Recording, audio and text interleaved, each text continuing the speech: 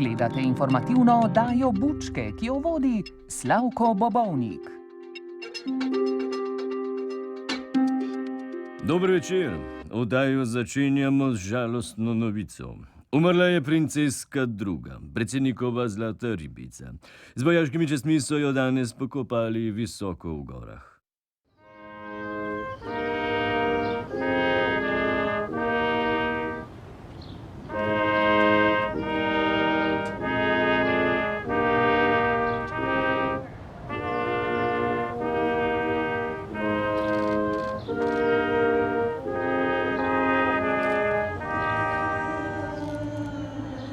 Školjka je bila odprta. Vse bolj se je širil močan vonj po mrtvih ribah.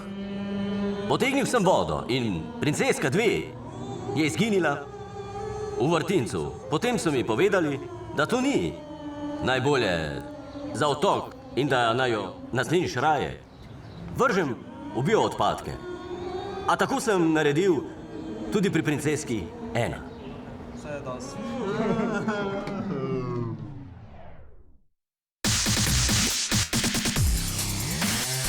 Vlada Republike Slovenije in naša televizija sta danes podpisali pogodbo o snemanju resničnostnega šova Drugi tir. Gre za eno najzahtevnejših televizijskih produkcij, ki naj bi po prvih ocenah stala okoli 1,3 milijarde evrov. Nekje med Koprom in Divačo je zdaj naš primorski dopisnik Gašpar Mišič. Dober večer, Ljubljana. Evo, tu sem točno na poziciji, kjer poteka del 27-kilometrske trase drugega tira. Slišali smo 1,3 milijarde evrov. Bodo na koncu obveljale te številke, o katerih govorimo danes? Glede na izkušnje s šovom T6, mislim, da ni normalnega človeka, ki bi za to dal roko v ogenj. Poznavalci pravijo, da je Drugi tir, tako produkcijsko kot za same tekmovalce, eden najzahtevnejših reality šovov na svetu. Definitivno, tekmovalci imajo tu najbolj nemogoče tedenske in mesečne naloge. Poleg proge bodo morali zgraditi še 8 predorov, 2 viadukta in 3 mostove. Povem vam, pred Drugim tirom se lahko skrijejo vse kmetije, Survivori in Big Brotheri. Tega ni premagal še nihče na svetu. No dobro, ampak se že ve, kdo so tekmovalci in kdo podizvajalci. Podizvajalce bo izbrala posebna vladna komisija za boj proti lobijem, medtem ko se tekmovalci lahko prijavijo sami. Vlada je ravno danes objavila razpis. Danes sem objavil razpisno besedilo projektu in prve prijave pričakujem že jutri do 12. ure. V primeru, ki smo jih že imeli, so tuje delovne agencije grdo izkoriščale tuje delavce. Mi pa bi želeli, da tokrat izkoristijo domače naše ljudi in to čim bolj. Starejši se bodo zagotovo spomnili, s kakšnim zanosom smo včasih gradili železnice na mladinskih delovnih brigadah, recimo progo Brčko-Banoviči. Takega entuziazma in ta prave naivnosti. In to bi si od Slovencev želel tudi v novi prihajajoči oddaji. Drugi tir je gotovo eden največjih spektaklov, ki jih bomo naslednjo sezono spremljali na naših televizijah. Takšnih v samostojni Sloveniji ni bilo veliko. Se pa ob tem postavlja vprašanje, kaj bo z objekti in progo po končanem šovu. Matej, ali naši vizionarji razmišljajo tako daleč naprej? Načrt je, da se proga uporablja tudi po končanem šovu, da Drugi tir dejansko poživi železniški tovorni promet. Poznamo primere, ko so po olimpijskih igrah propadli stadioni in objekti, ampak mislim, da se tu to ne bo zgodilo. V najslabšem primeru bo vlada Luko Koper prodala tujcem in ti bodo z veseljem izkoristili podarjeno progo. No, dobro, ampak kaj se trenutno dogaja s projektom T6? Je potem, ko so ugasnili medijski reflektorji, opravičil vlogo mega investicije? Je in ni. Zaradi previsoke cene rjavega premoga zdaj poskusno prehajajo na alternativno poganjanje na obnovljive vire. V naslednjih tednih bodo v pečeh začeli kuriti posojilne pogodbe slabih kreditov, ki jih je v zadnjem letu zbrala slaba banka. Gre za goro papirjev in pogodb, ki jih sicer banke skrivajo po sefih in v pisarnah. Hvala, Matej. Resničnostni šov drugi tir bo zagotovo tudi velik produkcijski zalogaj za našo hišo. 500 kamer, 20 reportažnih avtomobilov, popolnoma spremenjena programska shema in še kaj. Poglejmo, kaj sta povedala dva najbolj odgovorna. Od Divače do Kopra bomo postavili vse zaposlene in opremo. Moram priznati, da veliko pripomb ni bilo, tudi pohvalne. Tako da spomladi začnemo z direktnim prenosom na drugem programu naše nacionalne televizije, kjer bo šov tekel non-stop 24 ur na dan. Seveda s ponovitvami na prvem in tretjem programu, sodeloval pa bo tudi naš radio. Nekateri sodelavci, torej, če povem čisto v resnici, se že malo sekirajo, saj ko se šov drugi tir začne predvajati, ne bo potrebe po drugih oddajah in bomo marsikateremu od zaposlenih lahko z veseljem rekli adijo.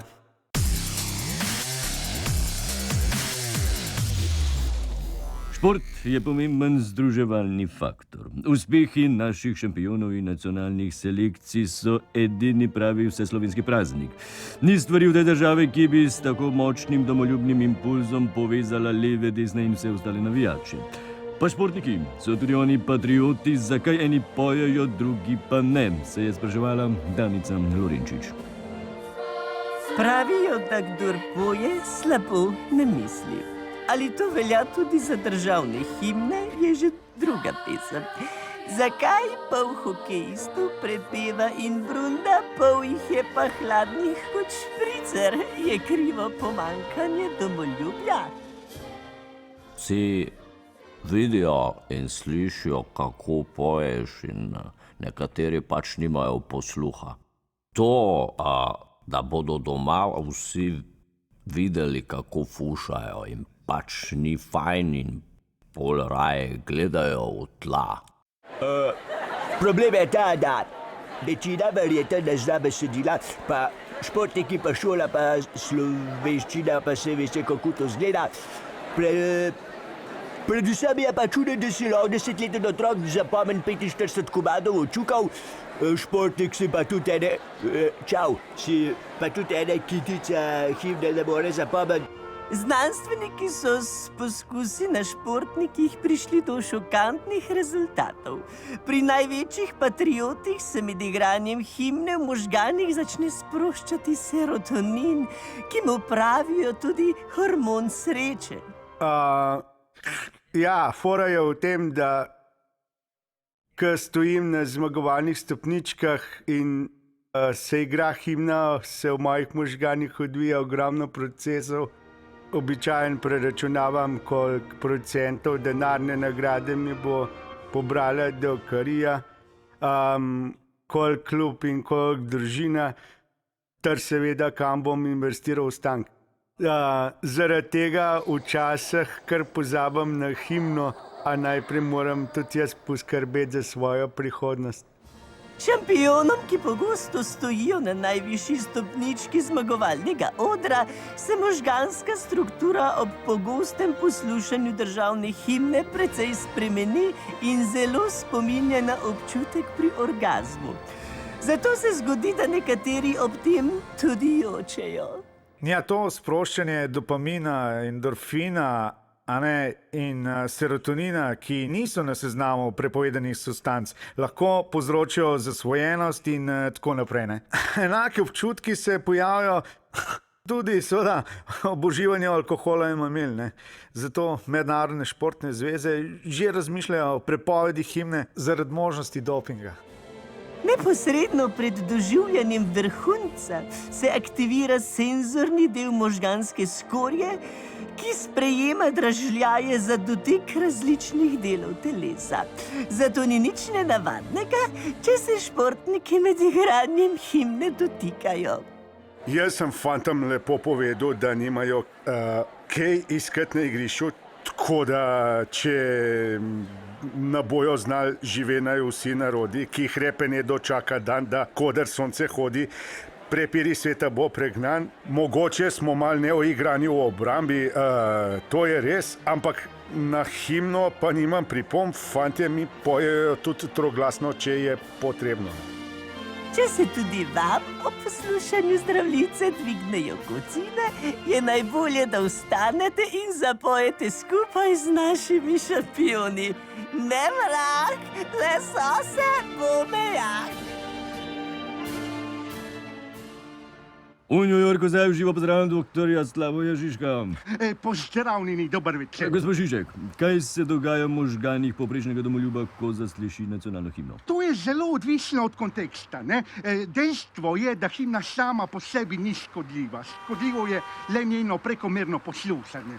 Neke ameriške raziskave so namreč pokazale, da se v ekstremnih situacijah, ko je prisoten močan domovinski naboj, o poslušanju himne možganska struktura tako spremeni, da je slika možganov zelo podobna možganom osebe, ki je zaužila heroin. No, dobro, ampak to se sliši grozljivo. Ne? Ja, sej tudi je, predvsem so grozljive posledice. V redu, ampak povejte mi, ali drži, da športniki na zmagovalnem odru ob igranju himne doživljajo podobne občutke kot pri orgazmu? Ali je to dokazano? Absolutno, to je čista erotika. Poglejte, raziskave so pokazale, da je možganska aktivnost pri športnicah in športnikih med igranjem himne dokaj podobna. Ni možno, da bi denimo športnice hlinile to ugodje.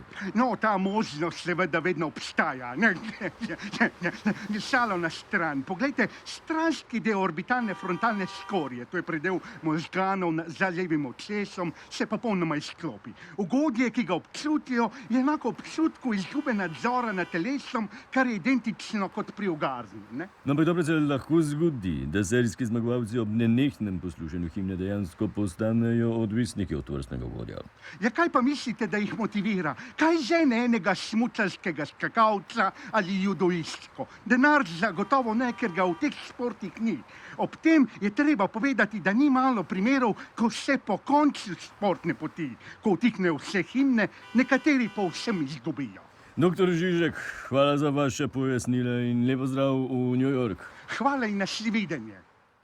Poglejmo še ostale novice. Ko smo že mislili, da prvi mož Turčije ne mara satire, se je izkazalo, da ga v resnici motijo samo šale na njegov račun. Predsednik Erdogan je sinoči presenetil s svojim prvim celovečernim stand-up šovom Puč je fuč. Publika se kljub odličnim žalam ni smejala, saj bi to bilo preveč tvegano. Kakšna je razlika med državnim udarem, turskim državnim udarem in prvim seksom? Prvi seks je daljši.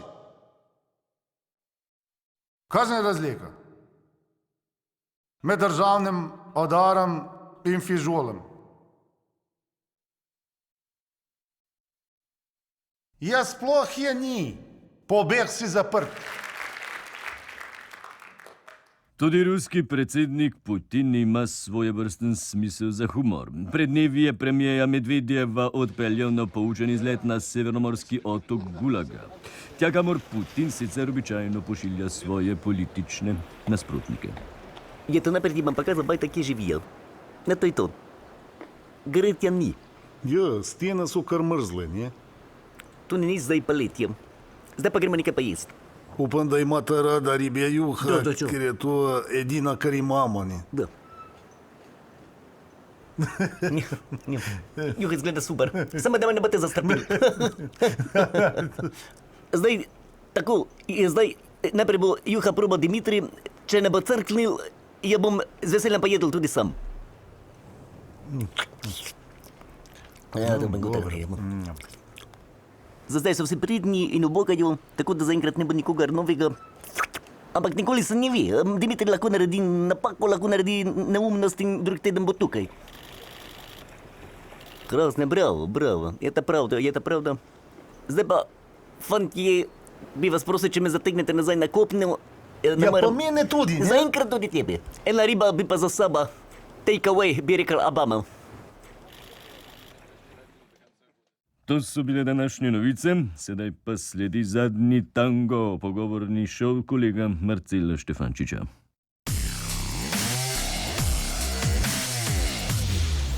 Spoštovani gospod predsednik, gospoda Nadškofa, zakaj je cerkev še vedno proti kontracepciji, mi bo pojasnil monsignor Franc Rode, upokojeni kardinal, vaša ekscelenca, dober večer. Lepo pozdravljeni. Ok, greva v časovni stroj, ne, da se vrnem za pol stoletja nazaj, ne, v nemirno leto 68, leto študentskih nemirov in praške pomladi, čez seksualne svobode, hipijev in rock'n'rolla. Spomnim se, kot da je bilo včeraj, še suknič ma misli. Ok, pa se zdaj.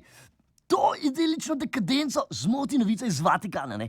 Papež Pavel VI uradno prepove kontracepcijo, ne. Seveda, poglejte, papež je z encikliko članom katoliške skupnosti prepovedal sleherno dejanje pred, med ali po spolnem aktu, katerega namen je preprečiti nastanek novega življenja.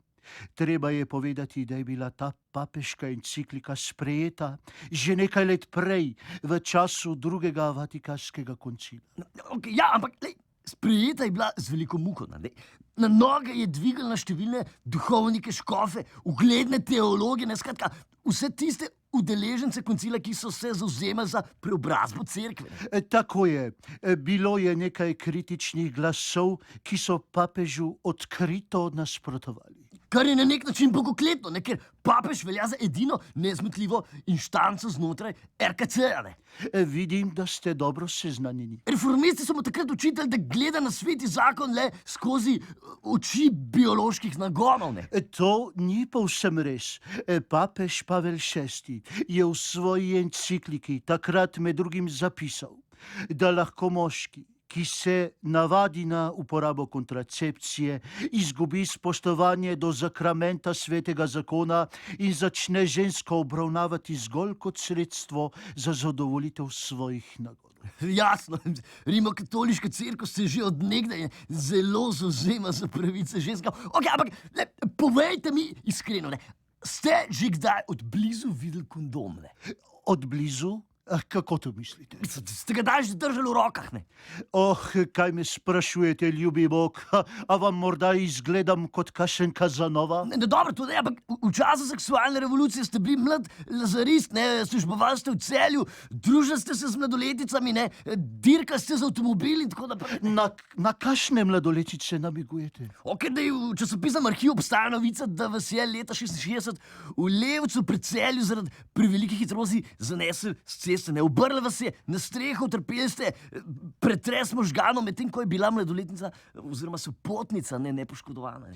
Oprostite, mi lahko pojasnite, kakšno zvezo ima ta domnevna prometna nesreča s papeško encikliko o prepovedi kontracepcije? Ok, neposredno nobene, ampak zanima me to, kako ste takrat pred pol stoletja kot mladi duhovnik sprejeli to prepoved in kako na to gledate danes, kot valjda zrel in izkušen mož.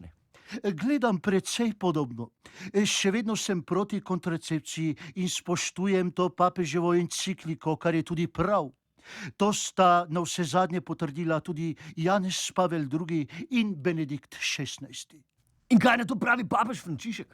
To boste morali vprašati njega. Monsignor Rode, hvala, ker ste bili moj gost. Hvala vam. Spoštovane gledalke, spoštovani gledalci, to je bila njegova ekscelenca, monsignor Franc Rode, mi pa se vidimo naslednji teden na istem kanalu. Živijo! Hvala. Na vrsti je šport in Zmago Sagadin. Pozdravljen, Slavc. Euforija ob izvolitvi Aleksandra Čeferina za predsednika UEFA se je nekako umirila. Zdaj vsi pričakujejo čudeže ali kaj podobnega. Ja, pametno bi bilo, da preko čarovno palco vzamejo v roke metlo in počisti vrh UEFA. Tam se je, kot kaže, nabralo največ smeti in s kompromitiranim predhodnikom Mišelom Platinejem sta danes po 3 tednih končno zaključila primopredajo v poslu. Mnogi se ne zavedajo, kako naporne so te poslovne predaje. Gre za denar, 2 milijona, ki mi jih je dala la FIFA. Je čisto premalo glede na to, koliko FIFA ima. To je trajalo pač dobre 3 tedne. Aleksa sem prosil. Aleksu sem grozil. In dobil denar. Aleks je car. Čeprav je Čeferin dal jasno vedeti, da ne podpira ustanovitve Superlige najbogatejših klubov, so pričakovanja trenerjev in menedžerjev vseeno velika, morda celo nerealna. Zelo sem vesel, ker imamo na vrhu organizacije končno pravnike. Zdaj se bomo lahko posvetili resni težavam v nogometu. Recimo meni je sosed postavil ograjo, pol metra bliže, kot je bilo dovoljeno, in Aleksandar bo poskrbel, da bo ta ograja tudi padla. Na svete so samo trije pomembni Aleksi. Eden je bil Aleksandar Veliki, drugi sem jaz, ta tretji je pa Aleksandar Čeferin. Vsi ostali pa itak nimate nobenega pojma. Ja, iskreno ne vem, kaj ne rečem, Aleksandra ne poznam, ne. Tam vidim, da me sponzorji gledajo, tako da se moram delati, da vem, o čem govorim. Ja, sicer nimam nič proti Slovaški, ki je čudovita dežela in mislim, da bo se tudi Čeferin izkazal. No, še vedno me gledajo, tako da bom še malo govoril, vi pa kar kimajte, a ne, je fajn, ne, zelo je fajn, ja, zelo je lepo, ja, krasno. Spoštovani gledalci, to je bilo vse za nocoj. Še naprej nas spremljajte na družabnih omrežjih, gledajte nas na YouTube ali na RTV 4D. Vidimo se naslednjo soboto zvečer. Lahko in mirno noč vam želim.